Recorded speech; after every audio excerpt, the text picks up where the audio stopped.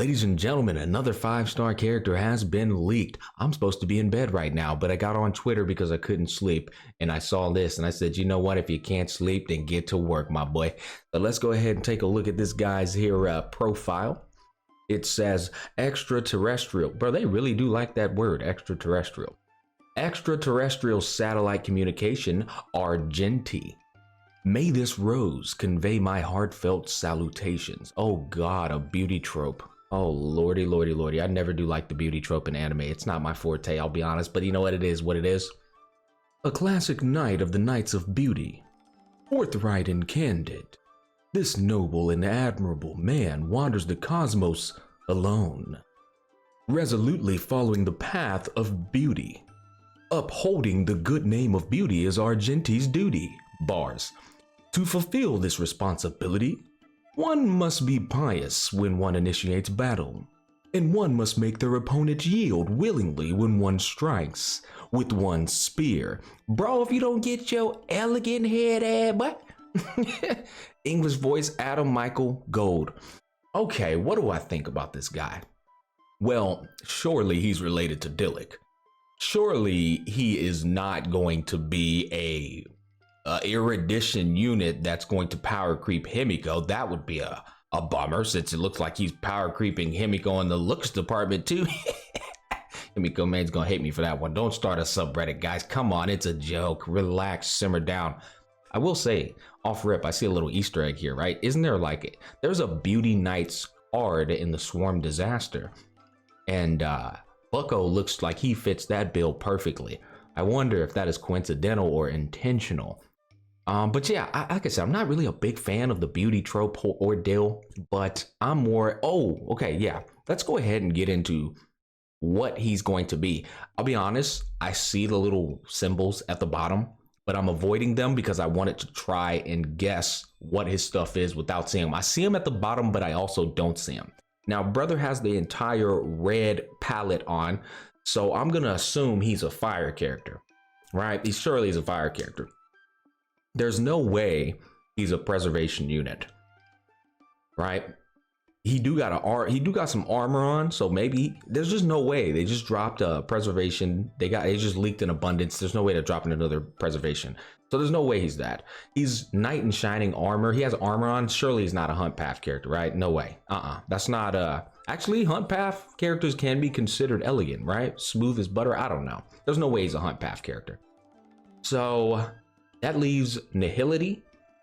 There's no way he's abundance. And that leaves erudition. There's no way he's destruction. They dropped like 85 destruction characters. He's either nihility or erudition. I'm gonna go with nihility. I'm gonna go with nihility. Fire nihility. Yeah. Final answer. Let's look down here. Okay, well, I guess that makes sense. He's a physical. That's the only other element he could have been other than fire, right? Fire, yeah, there's no way he could have been any other element. So, physical makes sense. Again, knight in shining armor, he's got to have a sword, right? Surely. But erudition physical? What?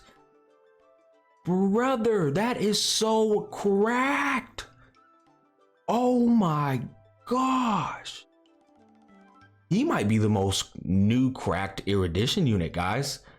Bro, he doesn't even have to do a ton of damage. If he does do like genuine damage, that's going to be the most broken thing in the game. Kafka's getting a fat buff. Let me explain my thoughts. The reason it's so broken is because physical is the strongest bleed dot in the entire game. You've already seen what Luca is capable of, right? You guys seen my showcases with Luca. Bro, an erudition unit who can mass apply bleed to everyone upon breaking their shields while also contributing to AoE damage because they're erudition, and then Kafka revamping that. Holy hell, that is dirty. Imagine a team with him and Kafka just alone. I mean, dude, I don't know if he's power creeping Luca or going to be played in conjunction with Luca, because Luca does increase damage bonus like well. He's a physical unit himself. I don't know. That's going to be interesting. I feel like he's more of a power creep than Luca than a synergy. Unless you use Luca as a support to him. The thing is, you want one person breaking shields. Nevertheless, 100% banger synergy with Kafka. Not even a question. Like, if you're a Kafka man, you are not going to want to skip out on this 5-star physical Erudition unit named Argenti. Oh man, that's crazy. But yeah, I'm not a big fan of his design personally. It's not my forte. But like I said, the one thing I love about Honkai Star Rail is the balance and mixture of male and female characters. You don't feel like they're dropping more than one or the other. They're kind of doing it like about 50-50 if you ask me. I mean, I'm just eyeballing it, shooting from the hip here, but it looks like it's pretty 50-50. Another thing I'm thinking about is I wonder what this man's voice lines is going to be like. Surely he's not going to be like Buddy from I Spy or Spy Family, where everything he says has to do with elegance. Simply not elegant enough. Needs more elegance. I can already see that shit being extra cringe, guys. Yeah, man, I guess that's all of my thoughts on it. Let's look at some of these comments down here. Oh my God, that is absolutely hilarious. Bro, I love you in every universe. Dillik. Himiko, and then now Argenti. Bro, I'm telling you, surely brother is not from the clan in Magi, right? Surely all three of them are not from the clan in Magi, the red-haired warriors clan. They gotta be, but that is actually one hell of that deserves a heart. This tweet says, Dillik if he was still a part of the Knights of Favonius. Brother, that would have been his fate, surely.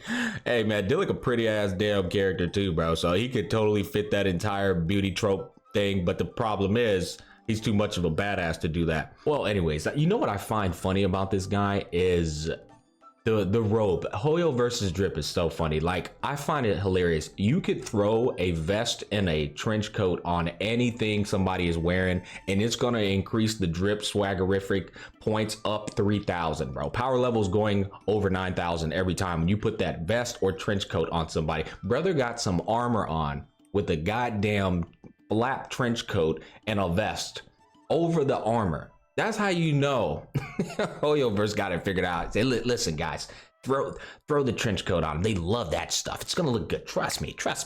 And they're right, brother. Neo from Matrix was the first to do it, and let me tell you, they've been carrying that trend ever since. You know why? Because it works.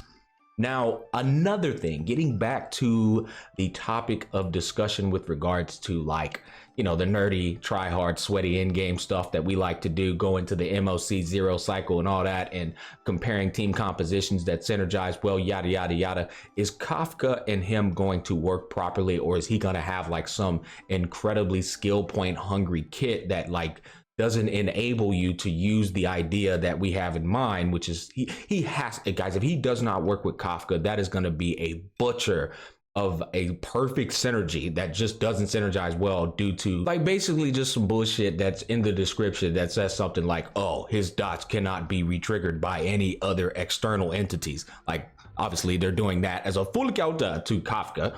I just hope this guy works with her, because Erudition physical is like a chef's kiss with her.